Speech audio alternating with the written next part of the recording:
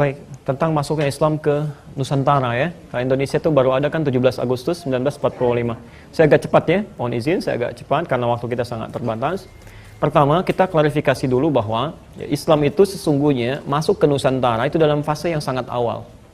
Ya, di pelajaran-pelajaran sekolah, termasuk anak-anak SD sampai SMP disebutkan abad ke-14 kan?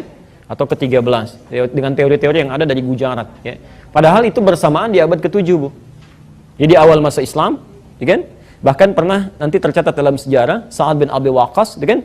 Itu dalam satu ekspedisi pernah ikut sampai ke kota Baros, 414 km dari kota Medan.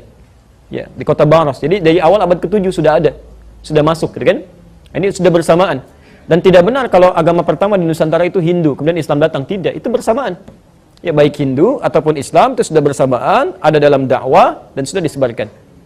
Nah, saya agak percepat saja, ya. Dan yang datang itu bukan cuma pedagang, ya, pedagang dari Arab, Masya Allah, tidak.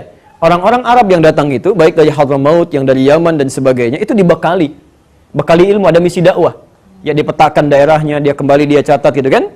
Kemudian dibekali misi dakwah, mereka berdagang ya, sambil menyebarkan nilai-nilai keislaman. Sampai puncaknya, ya, saya langsung agak cepat saja. Berdirilah kemudian kesultanan-kesultanan, kerajaan-kerajaan Islam di Nusantara dari mulai Sabang ya, sampai dengan Merauke-nya, dari Sumatera sampai ke ujung bagian timur. Bahkan di timur ini ada yang terkenal dengan kerajaan-kerajaan Islam.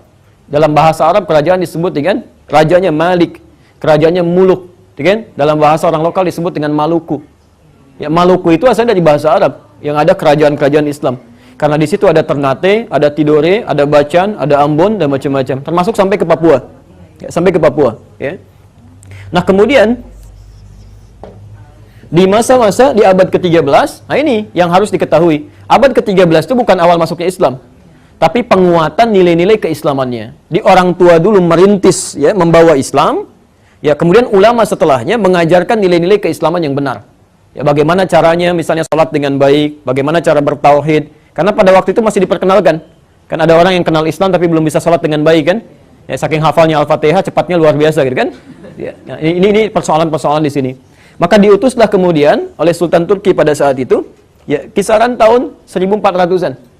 Ya, 1400-an, di awal masa ke-13, dari 1200 bahkan ya, 1200 sampai ke 1400-an, dikirimkan ulama-ulama. Ini ulama-ulama, awas hati-hati ya, hati-hati, yang dekat dengan Allah, yang paham tentang sistem kehidupan, dan tahu tentang fikih dakwah. Dalam bahasa Arab, orang yang punya ilmu dan dekat dengan Allah, itu bukan cuma disebut dengan ulama, tapi wali. Wali, jamaknya aulia. Ya, jamaknya aulia. Misal Quran surah kedua Al-Baqarah ayat 257. Posisi sebelah kanan paling atas. Ya. Allahu waliyul ladzina amanu yukhrijuhum minadh dhulumati ilan nur. Ya. Allah menjadi wali bagi orang-orang beriman. Maksudnya memberikan dia ilmu, berikan dia kekuatan dan sebagainya. Ya.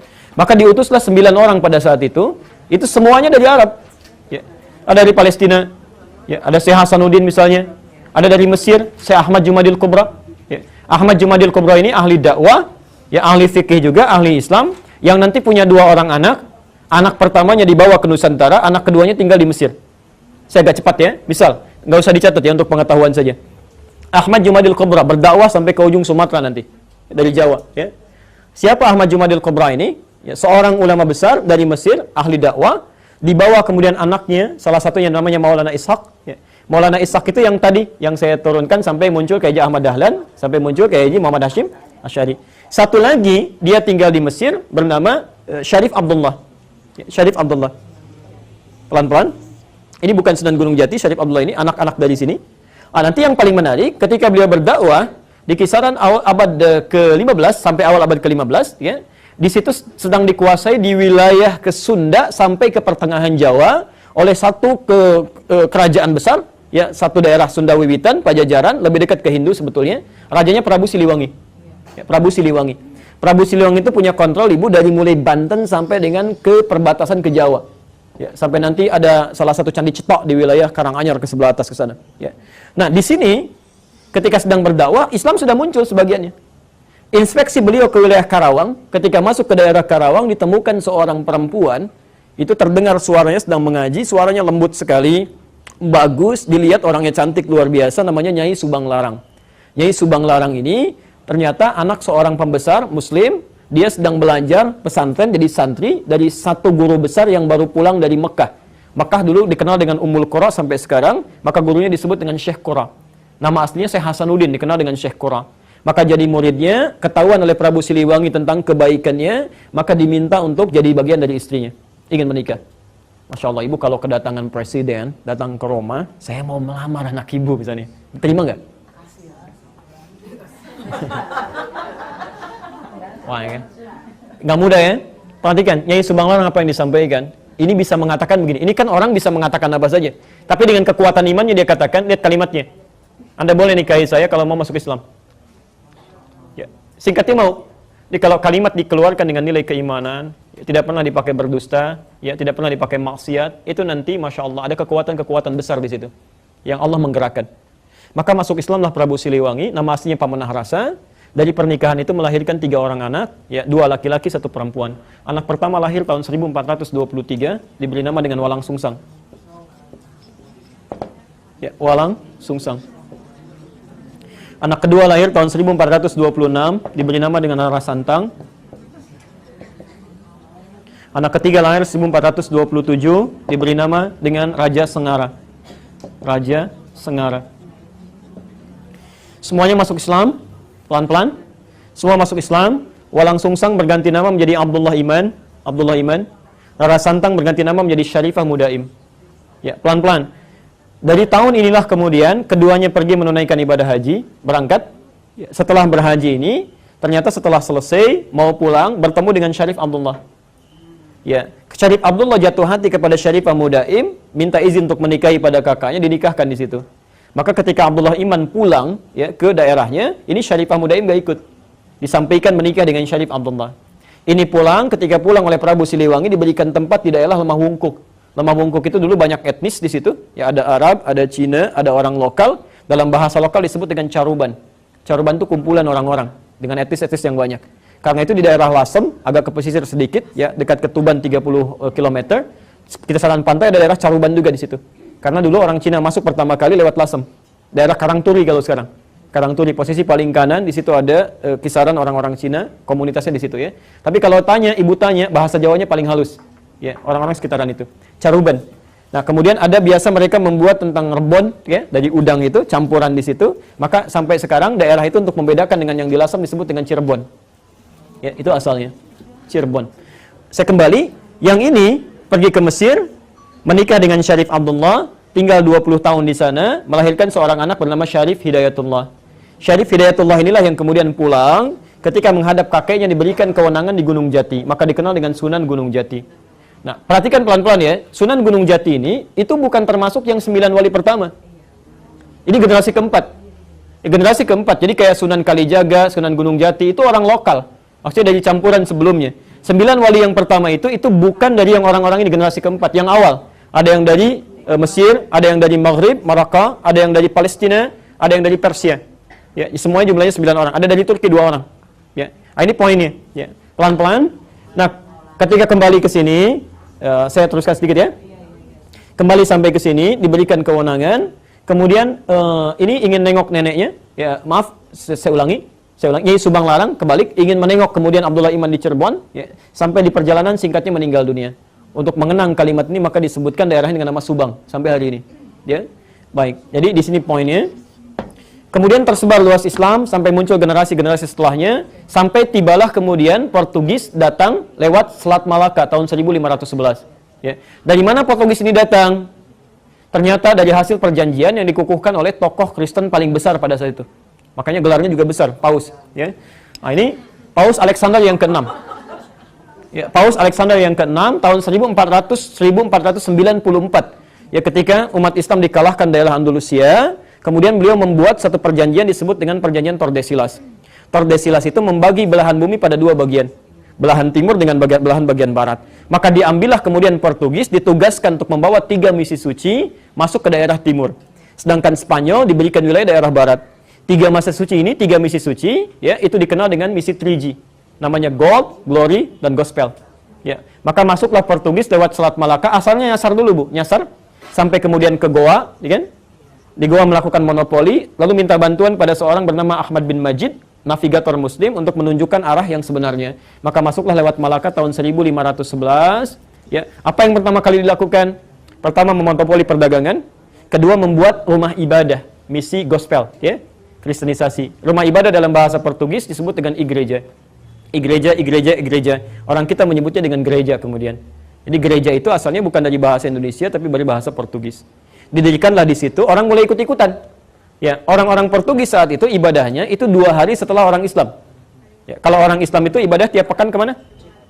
Jumatan ya, ke masjid ya, Jumat. Setelah hari Jumat, setelah hari Sabtu nggak ada minggu. Adanya Ahad asalnya. Dari mana muncul minggu? Karena orang-orang Portugis saat ibadah itu tidak langsung nyambung dengan Tuhannya. Mereka perlu perantara. Sampai hari ini. Jadi kalau misalnya punya dosa, itu penebusan dosanya nggak minta sama Tuhan, minta sama Bapak. Datang ke situ, Bapak saya salah tadi begini gitu kan. Baik, lalu kata bapaknya begini. Kata orangnya kalau Bapak salah kemana gitu kan. Nah ini baik, jadi intinya dia lewat orang suci. Orang suci disebut dengan santo. Saat itu santo yang jadi perantara dikenal dengan Santo Domingo. Ya, Santo Domingo. Singkatnya orang kita kan suka menyingkat-nyingkat ya. Santo Domingo, minggu jadi minggu. Sampai hari ini ada minggu. Dan di hari ini mereka ibadah. Ya. Sampai kemudian ada orang ikut-ikutan, ada yang dipaksa pindah agama, sampai nanti yang mendirikan Nahdlatul Ulama, Kiai Haji Muhammad Hasyim Asy'ari memberikan fatwa. Beliau menulis 19 buku, di kitab keduanya Risalah Ahlussunnah wal Jamaah. Ya, halaman ke-14, posisi paling kanan, paragraf pertama, baris 1 sampai dengan 5. Ya, itu ada fatwa di situ. Ya, ada fatwa larangan untuk ikut-ikutan ke kanisa, ikut ke gereja, apalagi kalau ikut-ikutan dengan pakaian mereka, kan? Dan menyaksikan ibadah mereka, itu kata beliau nggak boleh. Itu fatwa pertama. Ya, saya persingkat, saya tutup di sini. Ya, sampai kemudian datanglah Portugis. Ya, dikalah di sini, dia ingin menguatkan bentengnya. Ya, ketika datang Portugis ke wilayah ini, ternyata Spanyol merasa saya nggak dapat apa-apa di barat itu. Maka disusullah kemudian ke timur, perginya ke Filipina, ke daerah Sulu, dipimpin oleh Magalhães. Ya, Portugis dipimpin oleh Alfonso de Albuquerque, kemudian ini dipimpin oleh Magalhães tahun 1519. Tahun 1519 takut karena ada persaingan, maka dibuatlah kemudian benteng di daerah Sunda Kelapa. Datang ke Sunda Kelapa di pinggir pantai dibikin benteng. Saat masuk ke sini itu kemudian mohon maaf ya, maaf sekali lagi, menyerang penduduknya, mencelakai, membangun tempat ibadah, sehingga Sunan Gunung Jati yang diberikan kekuasaan tadi mengutus menantunya. Beliau punya 2 anak. Anak pertama namanya Muhammad laki-laki, kedua perempuan, menikah dengan seorang jenderal besar, soleh dekat dengan Allah. Namanya Fathullah, orang lokal menyebutnya Fatahillah, Portugis menyebutnya Faletehan. Ya. Maka diutuslah kemudian untuk bisa membebaskan dalam bahasa Arab disebut dengan Fatah. Ya, wilayah Sunda Kelapa ini. Maka kemudian dibaca surah Al-Fatah itu, ya, Inna fatahna laka fatham mubina. Mereka berwudu dulu, salat dulu dan berjihadlah ke sini. Saya persingkat, dibebasanlah kota itu pada tanggal 22 Ramadan 933 Hijrah, bertepatan dengan 22 Juni tahun 1527. Ya. Saat dibuka ini, mereka sadar bahwa ini bukan ikhtiar kita saja, bukan kekuatan kita, tapi ada ridha Allah di sini. Ya, maka kemudian untuk mengenang ini, untuk generasi setelahnya, untuk orang-orang setelahnya yang tinggal di sini, ingin disampaikan kamu harus dekat dengan Allah, jangan jauh dari Allah, karena ini dianugerahkan oleh Allah. Maka diambillah nama kota ini, dirubah dari Sunda Kelapa menjadi nama Quran. Inna fatahna laka fatham mubina. Fatham mubina itu dalam bahasa lokal dikenal dengan Jayakarta. Jayakarta, disingkat jadi Jakarta. Di Jakarta itu ada nama Quran. Sampai hari ini ulang tahun Jakarta itu 22 Juni 1927. Sebelum Indonesia merdeka. Jadi sebetulnya orang-orang dulu membebaskan dari penjajahan, dari kristenisasi dan sebagainya. Makanya para ulama-ulama kita itu sangat luar biasa, ingin dijaga dekat dengan Allah, jangan sampai turun bencana gitu ya. Ini poinnya. Ya, saya tidak mau masuk kepada konteks yang lebih lebar, tapi ini poin utamanya. Nah, sampai tiba Belanda tahun 1616. Ya, 1616 sampai bisa bertahan sampai 350 tahun. Kenapa bisa seperti itu? Bagaimana cara mengatasinya? Itu pembahasan yang berbeda, ya. Bahasan. Tapi informasi tadi ada di kitab Api Sejarah. Ya, karangan Ahmad Bansur, Surya Negara. Ada 2 jilid. Jilid pertama itu warna hitam, tebalnya 586 halaman. Yang saya sampaikan di halaman 17 posisi paling kiri. Api Sejarah.